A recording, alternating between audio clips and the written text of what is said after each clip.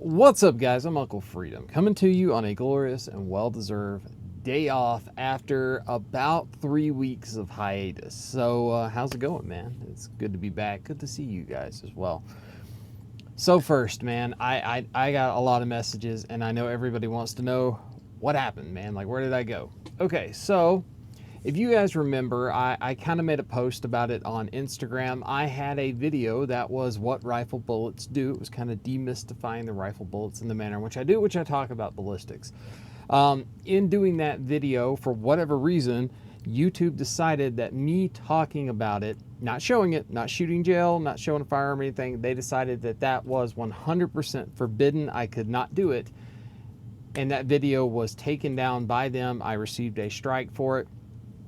At the time when I did it, I had 6 additional videos that were already in the queue due to be going. All of them were flagged and stopped from release. Everything from a thermal video that was really cool that I now have to figure out how to reshoot. So sorry, DNT, like I'm working on it, guys. There were a couple of different handgun videos as well as some CCW stuff, but everything pretty much got shut down. That was kind of the end of it. And to be honest, I had to make a decision at that point, and it was to redo everything that I could do, but I was also kind of in the middle of a bunch of other stuff going on. Now, it sucks that it happened, and it kind of put me on notice, like, hey, I'm not really well liked in the YouTube algorithm or whatever, and that was kind of how I had to choose to look at it. Well, then you flash forward, we had the incident that took place with Charlie Kirk. I did not know Charlie. I don't know Charlie. I don't know his family. But I, like most conservative Americans, it really hit home. But it probably didn't hit home for me the way it hit home for a lot of people. There was no shortage of 1,000 videos that showed up on YouTube with everybody dissecting what they believed happened and how it had to be a this or it had to be a that. And I've seen a lot of comments on it that don't make sense, including the ones that just completely lost their mind because everything was talking about Charlie Kirk when there was a school incident that took place on the same day, and they were like, it's tragic that this. Here's the thing, man. 2 things can be tragic at the same time. They can both suck. It's totally fine for 2 things to be terrible at the same time. One doesn't have to be more terrible. They're both crappy, terrible events. But watching that incident, right, like Charlie Kirk was the best of kind of the conservative movement because he talked to people. He literally gave the people that he did not agree with a voice. He gave them a microphone and let them voice their opinions and points, and he would dissect those, and I thought that was awesome. But that day, what kind of stuck with me from that is Charlie Kirk did that every day. He literally picked up a microphone, went onto a college campus, and he's done so thousands, if not 100,000 times. He's done it a ton. And he was going to work like every other normal day. And my only prayer is that his children who were present are too young to remember this. But he was just doing what he did, and it was over. And that hit home for me, right? Because I am a dad. I have 3 daughters. And for those of you that don't know how much effort and work goes into what I do here, I work a full-time job. I'm a full-time cop. In addition to working a full-time cop job that is never over at 40 hours, I typically see somewhere between 49, 50 to 60 hours a week, sometimes more. And then I come home and I write and I film and I edit and I upload. And that is an additional 20 to 25 hours every single week, no matter what. And now I had 6 videos that were gone, couldn't be published. I had 1 that had been removed.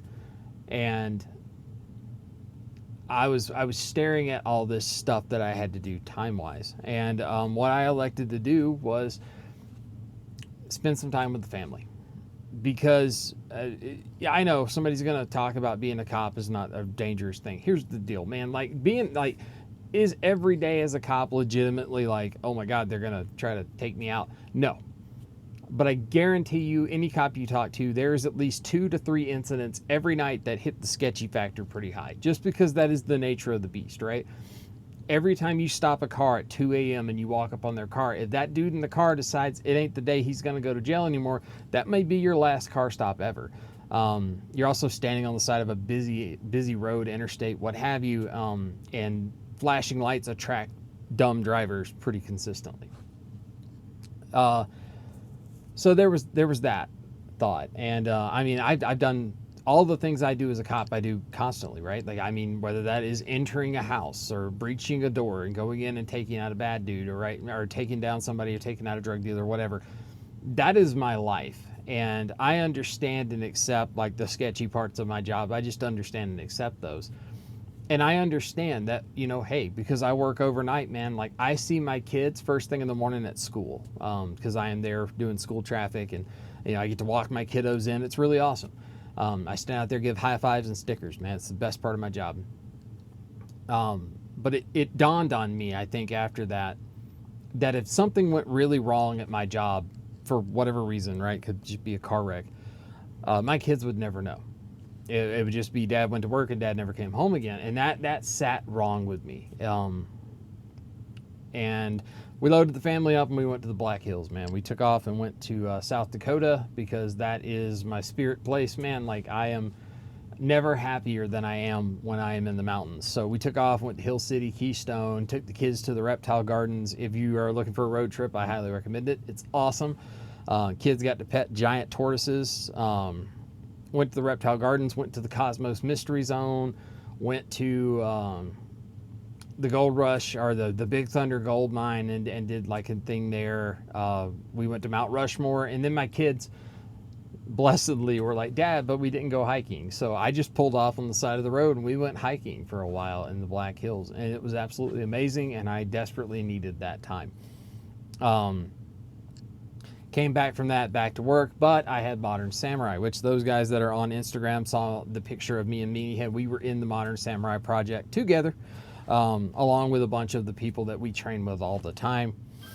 And first things first, right? So the Modern Samurai I went to was not taught by Jedi. It was taught by some of his guest instructors, or his auxiliary instructors, if you will. The guys that were running ours were the guys that run the Natural State Defense out of Arkansas. Great, phenomenal, fantastic instructors, good dudes all the way around.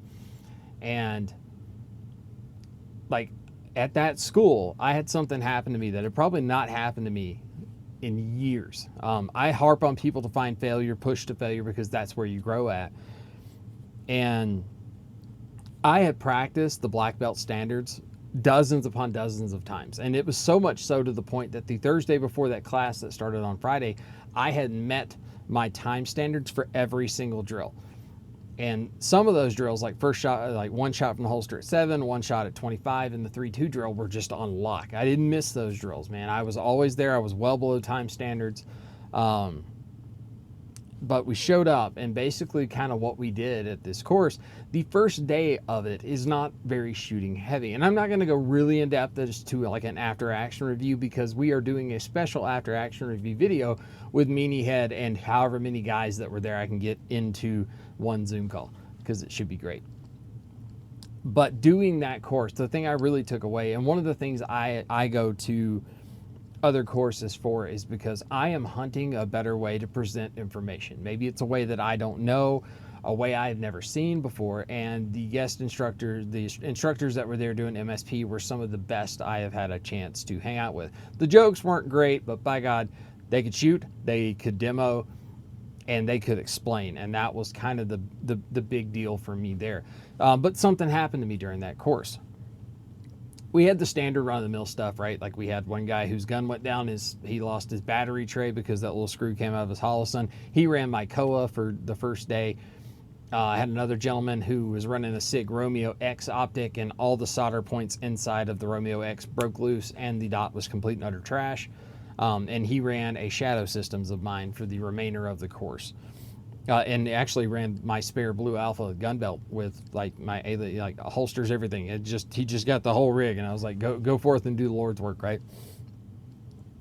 But something that happens when you go to a course is, and it's kind of what you want, is you want that course to foundationally challenge how you do things. no, I don't like going to courses that are an echo chamber, where I go and it's like everything they're telling me I already know, everything they tell me I'm pretty good at, but I'm just looking for somebody to validate how good I am. It became very apparent very quickly that their Kung Fu was better than my Kung Fu because there were less steps involved, it was repeatable every time, and it was much faster than the Kung Fu I was doing. And I really appreciated that. There is a problem that happens though when we start dealing with this. And those problems are, as you see this new Kung Fu and you have been taught the basics of how to make it happen, you are putting a conscious effort into doing the Kung Fu the way they have taught you. And while that doesn't sound like much on the outset, if you have 20 years of doing your version of Kung Fu that has always worked, and then today you're like, man, their shit is better than mine, I'm going to do theirs. The wheels start coming off of things. And that was what happened to me in the second day of class. The wheels like completely fell off my stuff. Like I was just never good the entire second day because I was having to consciously put effort into things that are normally automatic for me because their way is better than my way. And what ended up happening is as we stepped forward to do our black belt testing, which is, I was there for my black belt, man. Like, that's what I do, man. I show up to places and I win. I did not. I failed harder than I think I've ever failed at a course. I mean, the wheels completely came off. I crashed into a tree. It was over. It was so bad, in fact, that after the second stage of the Modern Samurai Black Belt Standards, which is a single shot from the holster at 7 yards, I stepped off the line and walked off the line to the back of the class, and I told them I was done. I was not going to shoot anymore in the Black Belt Standards because it was only going to serve to frustrate me further. And I had one of the instructors that came back and said, dude, I get it. I've been where you're at. I have 3 3/4 patches. The reason I did not shoot for it today is because I know I am not there today. So for those people that don't know what black belt standards are, it is a 3-2 drill at 3 yards, which is draw from the holster, 3 into the chest, 2 into the head box, happens in 2 seconds or less, even with an alien gear level 3, because that is a very fast holster. Then you go back to the 7 and you draw 1 round into the A zone, and that is in a second or less. Then you perform a bill drill, which is 6 rounds into the A zone at 2 seconds or less. And then you step back to the 25, draw and fire 1 round into the A zone in 1.5 seconds or less. It is not a very steep standards, but they are faster than the vast majority of people will ever run, especially with the level of accuracy we're asking you to maintain. But in order to do this correctly, and for those that don't know what goes into doing this, if you want to shoot a bill drill, right, unless you have a bionic finger, if you mess up anything at all from getting your hand to the gun out of the holster, hands together, your grip performing, and you picking up your sights, if any part of that is off, you will not make the 2-second standard. It is fact. Same thing, 3-2, right? If your index isn't right when you come up on your first 3 rounds into the chest, if that is not right, you will not make the accuracy or the time standards going forward. And because I was having this game being played in my own brain, which is my Kung Fu of 20 years, was competing with a new Kung Fu that is better than my Kung Fu, what happened was the wheels just fell off the train completely, and I was screwing everything up. I failed the 3-2 drill. My support hand overdrove and decided to help so badly in the single shot from the holster, I hit a delta. First one of those I'd hit the entire class. It was awful. Nothing against the instructors, right? Because the instructors were exceptional. It was just the battle that took place in my own brain between my version of Kung Fu and their new version of Kung Fu, which was better than my Kung Fu. Everything fell apart that day and it was bad. But I made a decision that day, which was their version of things is better than my version of things. Zero doubt about it. It is easier to break down. There are less moving parts to get to the same end goal. So I'm like, we're doing this all the way. I'm going to buy into this wholly. And I've been doing that, right? I have my Ben Steger dry fire targets. I have like the 1/3 size, which 1 foot equals 1 yard. And I have that sectioned into the A zone and the appropriately sized head box. And I am dry firing on that constantly now. Like every day I dry fire on it at home. Every night I dry fire on it at work. It is constant. And I am no longer doing like big elaborate stuff like prepping and learning for this. I am literally out there 100 draws from the holster, 1 round at 7 yards, right? And I record my time for every one. because I want to be better. I want to be 100% accountable for my progress. And the only way to do that is extreme accountability when you're on the range. So that's where I'm at on that. But like I said, it was an exceptional course. Very simple to understand. The principles behind it are very simple. They break something down in the course known as your modality, which is a phenomenal, I don't know how well I can portray this. We say a lot of things as firearms instructor, like you're anticipating a shot, or you're doing this, or you need to go faster, right? But we never really can define what faster means. And the difference was between that and the course curriculum being taught here is I was given 3 modalities, which are methods in which I could do things.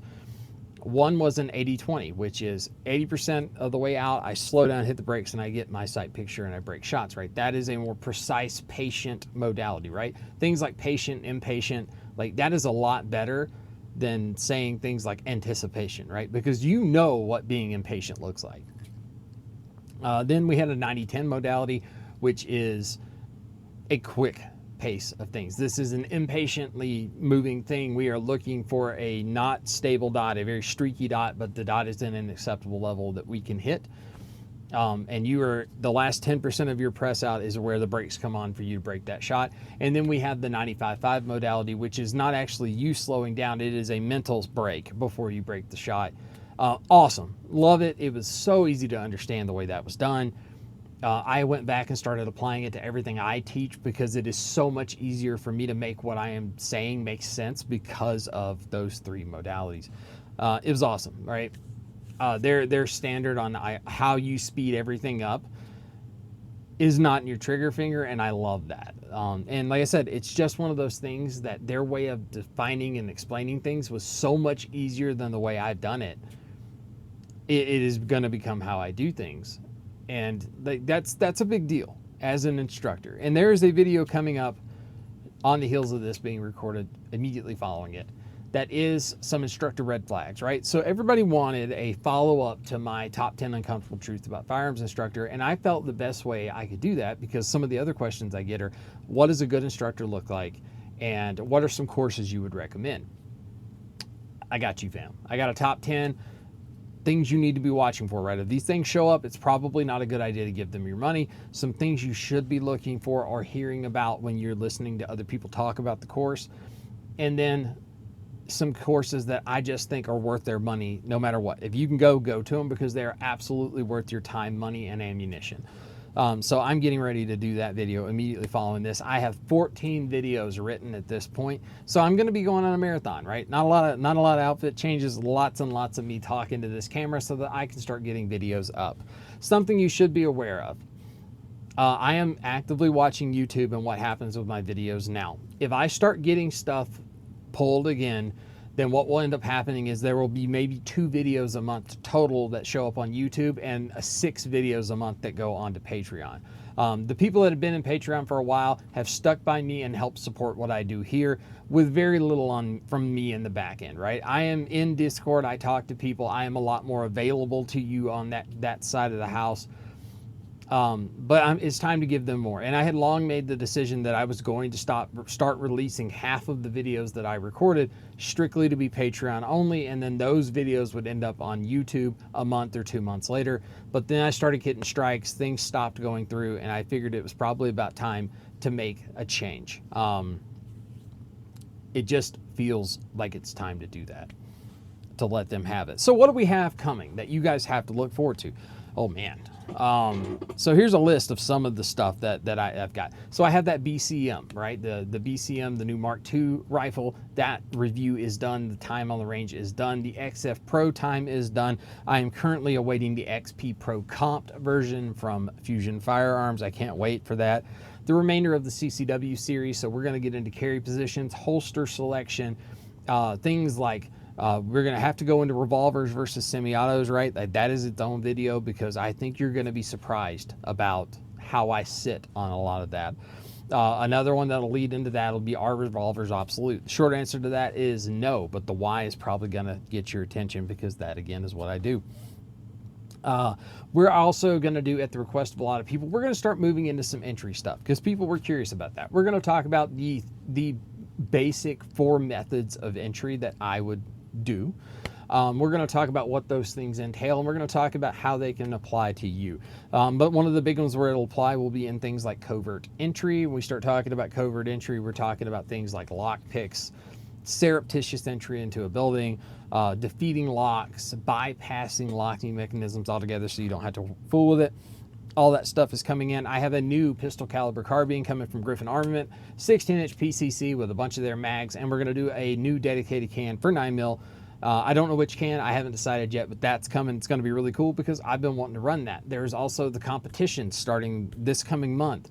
I have USPSA matches at 2 different locations, as well as some Glock Sports Shooting Foundation stuff. There will be videos on all of that because I feel like that is important to you. Low light is a big one. I am almost done filming all the B-roll for low light, but there's going to be a dedicated handheld, so duty and EDC, as well as weapon mounted light for rifle and handgun. And why I tell you things like this this 7 HLX is a really cool light, but this is not a freaking duty light. It's just not. I'm going to show you. I figured the best way to show you is to show you where that thing fails, because I did that. And then I have a very special video at the request of a lot of people. It took some stuff to put together, but it is my full sniper weapon systems video. We will cover these 2 sniper weapon system platforms that I run. One is a bolt, one is a semi-auto, as well as my predominant bag that I use for what I do, which is an Everly Stock G3 Phantom bag, my favorite bag to do this stuff out of. We'll go into all the support gear from Kestrels to geoballistics to the bags that I use to do what I do, to my tripod, to using a tripod table, to using the different ARCA mounts that I can use. Tons of stuff involved in that, because that, after all, is my wheelhouse. So somebody's going to ask me inevitably, and I'm going to leave you with this. I have seen every conspiracy theory known to man around Charlie Kirk. And the people that would tell you that 30-06 does X, Y, and Z, to that I would tell you, it can, but depending on what round you decide to put into that, the outcomes are vastly different, right? I've seen the one where there's no exit. I can tell you right now, if I put a varmint grenade inside of that, or a ballistic tipped varmint round, it won't exit. It'll come apart. A varmint grenade comes apart inside of like a cherry tomato, to tell you how fast that happens. As a guy who does what I do, I can tell you that what impacted him looked to be a medium-sized rifle, high-velocity round. Was it suppressed? I don't know. I wasn't there. I couldn't tell you. And nobody else can tell you that wasn't there. He was not wearing armor, unless he's got the thinnest armor on the planet, which no armor deflects around up. It's just reality. It doesn't work that way. But you know what there is an unequivocal truth to? It's tragic. And he lost his life because they didn't like what he had to say. And that should terrify you. It should also terrify the other side on this, because he was the best of us. He went out and he gave you a platform to tell your side of the story. People like me don't care about your side of the story because I think you're wrong. I don't care what you have to say. I don't have to give you the chance to tell me. You just silenced the dude that was letting you talk. And that is tragic. It is tragic for his wife. It is tragic for his family. For those people, I've heard this said a lot, and I feel like it's important to make this distinction so that people understand. And my wife was one that brought this up to me. I do not believe that he should be made a martyr. Okay. Here's how this works. For those of you that don't know, history lesson, for those of you that know where this is about to go, awesome, just hang on for the ride. You don't elect to become a martyr. The only people on the planet that self-martyr are known as terrorists. Anybody from the GWAT can chime in here with their own story about what happens when they decide to self-martyr, right? Martyrdom. We don't do that. Like people outside of that world don't self-martyr, right? They may sacrifice themselves, but they are never sacrificing themselves with the intent to become a martyr. A martyr is what happens when somebody is eliminated that had significant impact on society around them, right? I don't think Charlie Kirk would want to be a martyr. I truly don't. But he will become one and is one because he had such a profound impact on even the people that didn't like him, that the single act of him being removed borderline radicalized people that had no intention of being radicalized at all, and let people like me know they really don't care what we have to say anymore. And that's fine. I don't care what you got to say either. He will be a martyr because his social impact was a huge one when he was alive. And all it did was create more people than have ever been created before to carry the torch moving forward. So yeah, if you disagree with like him being a martyr, I'm pretty sure he would agree with you disagreeing. He doesn't want to be one either. I am fairly certain that would be his thing. But again, I don't know the guy. And I tend not to speak about things from a prospect of opinion about what I think may be happening. I don't do that, right? Like that crap gets you into trouble. It's really murky water. I prefer to speak on like what I know. And what I know is nobody elects to become a martyr unless you're a terrorist organization. Then you can elect to become a martyr, and we will allow you to do your thing, provided you don't hurt anybody else. What happened to Charlie Kirk was tragic. They silenced the one guy that was letting him talk, and he is now a martyr for how far we've fallen from a conservative, religious. I don't care how you feel about that, so I should make that known too. I don't care if you're religious. No atheists in foxholes, man. You got to believe in something, right? I'm not here to tell you what you believe in is right or wrong, but you got to believe in something. You got to believe, I have to believe in my heart of hearts that there is some method to the craziness that we see in life here. So guys, I am Uncle Freedom. This has been, I needed to make this video just so you guys knew what was going on, kind of more about what's happened.